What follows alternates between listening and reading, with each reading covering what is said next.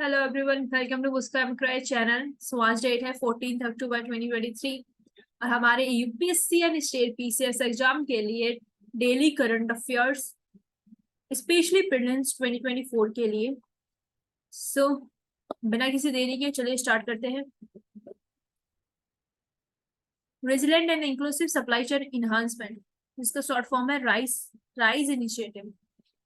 तो world bank या Japan ने एक इनिशिएटिव लॉन्च किया है मोरक्को में, जिसका नाम रखा गया resilient and inclusive supply chain enhancement. तो यूपीएससी या अदर स्टेट पीसीएस पूछ सकते हैं कि राइज इनिशिएटिव है किसके लिए। सो आप बोलोगे सप्लाई चेन इन्हांसमेंट के लिए है, जो कि मोरक्को में लॉन्च हुआ है वर्ल्ड बैंक एंड जापान के बीच में। ये टैकल करेगा dual challenge of job creation and climate change से रिलेटेड जो emerging market and developing countries में प्रॉब्लम अराइज हो रही है लाइक क्लीन एनर्जी प्रोडक्ट में ये इन्हांसमेंट करेगा, मैन्युफैक्चरिंग के लिए और मिनरल इंडस्ट्री में भी ये पार्टिसिपेट करने के लिए पॉलिसी बनाएगा, जो चैलेंजेस है ना उनको टैकल करेगा। और इसका मेन एम होगा economic growth and local employment opportunity generate करने के लिए, साथ ही पॉवर्टी रिडक्शन के लिए। So this collaborative efforts emphasize the importance of international cooperation in promoting economic growth in these countries while strengthening clean energy and critical mineral supply chain. So basically supply chain से supply chain किसी भी type की हो सकती है, renewable energy, mineral, manufacturing equipments वगैरह। सो rise initiative world bank ने Japan ने लॉन्च किया है मोरक्को में, इसका नाम रखा गया राइज। सो चलिए बढ़ते हैं अपने next. ICRISAT join one CGIAR initiative. अब इक्रिसेट क्या होता है, तो international crop research institute for the semi arid tropic होता है इसके फुल फॉर्म। उसने ज्वाइन किया है consultative group on international agriculture research as a integrated partnership में। इसमें हो गया CGIAR system organisation and 12 CGI research centre ICRISAT.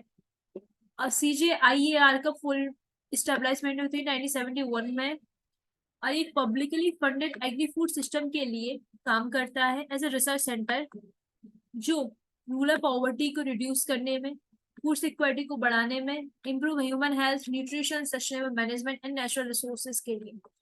तो इक्रिसेट के बारे में जानते हैं चलिए। इसकी हेडक्वार्टर है हैदराबाद में, जो कि फाउंड हुआ था 1972 में, और इंटरनेशनल ऑर्गेनाइजेशन में काम करता है in the form of agriculture research for rural development. आपको ये इक्रिसेट के बारे में जानना बहुत जरूरी है कि इसका हेडक्वार्टर है हैदराबाद में, और इसके रीजनल सेंटर भी है माली एंड केन्या में। लाइक यूपीएससी ने भी पूछा था कॉफी बोर्ड के रीजनल सेंटर, ऐसे ही इसका भी पूछ सकते हैं इक्विसेट का। तो आपको ध्यान रखना होगा कि माली एंड केन्या में इसके रीजनल सेंटर है, और ये FAO UNDP के साथ काम करता है इन फील्ड ऑफ एग्रीकल्चर। चलिए बढ़ते हैं अपने नेक्स्ट आर्टिकल की ओर। प्रोजेक्ट नीलगिरी तार ऑफ तमिलनाडु फॉरेस्ट, ऐसा पहली बार हुआ है जो कि तमिलनाडु ने किया है इंडिया में, कि प्रोजेक्ट नीलगिरी तार शुरू किया है। इसका उद्देश्य होगा जो फ्रेगमेंटेड हैबिटेट है ना नीलगिरी के लिए, लाइक 16 ग्रासलैंड, इनको रिस्टोरेशन किया जाएगा, जिससे कि तार की पॉपुलेशन जो डिक्लाइन हो रही है ना उसको फिर से रिस्टोर किया जाए। नीलगिरी तार स्पीसीज होती है, वेस्टर्न घाट में पाई जाती है, इनका आयुषी स्टेटस इंडेंजर्ड है। और ये प्रोजेक्ट उनकी पॉपुलेशन डिस्ट्रीब्यूशन इकोलॉजी में क्या क्या चीजें करने के लिए और हैबिटेट रिस्टोर करने के लिए क्या क्या चीजें होंगी ना, उस पर ये प्रोजेक्ट एम करेगा। ये 16 ग्रासलैंड आप देख सकते हो यहाँ पे ये पाई जाती हैं। ये 16 forest grassland tropical mountain forest होते हैं, जो कि इंडिया के वेस्टर्न घाट में पाए जाते हैं। यूपीएससी पूछ सकते हैं कि देखो ज्योग्राफिकल पॉइंट ऑफ व्यू से यूपीएससी ने ट्रीज के, फॉरेस्ट के, इन सब के बारे में पूछा है। तो ग्रासलैंड 16 ग्रासलैंड के बारे में भी पूछ सकते हैं। तो ये ट्रॉपिकल एरिया में पाई जाती है, माउंटेन फॉरेस्ट में, मीन्स पर्वतीय इलाकों में, western Ghat. This mosaic ecosystem is native only to the south and western Ghat and found in high altitude mountains. Like ये 16 ग्रासलैंड आपको केरला, तमिलनाडु एंड कर्नाटक में मिलेंगे। ये इंपोर्टेंट बात है, ध्यान रखिएगा। ये ungulates, अब नीलगिरी तार के बारे में, तो ये ungulates होती हैं, इनकी पॉपुलेशन इतनी है न जानने की जरूरत नहीं। ये वेस्टर्न घाटी में पाई जाती है। इनको लोकली में बोलते हैं वराइडू। थ्रेड्स को हैबिटेट डिस्ट्रक्शन हो रहा है, लॉस हो रहा है। इनका आयुशियन स्टेटस है इंडेंजर्ड। तमिलनाडु की स्टेट एनिमल है। और अदर ऑंगुलेट्स स्पीसीज आप ये फोटो में देख सकते हो, उतना क्लियर नहीं होगी, पर आप पिक्चर के थ्रू पता कर सकते हो कौन ऑंगुलेट्स स्पीसीज है। सो इकोलॉजी पॉइंट ऑफ व्यू से ये न्यूज इंपोर्टेंट है, प्लेन्स पॉइंट ऑफ व्यू से। सो चलिए बढ़ते हैं अपने नेक्स्ट आर्टिकल की ओर। सो ये हमारा लास्ट न्यूज है, मैपिंग सेक्शन है।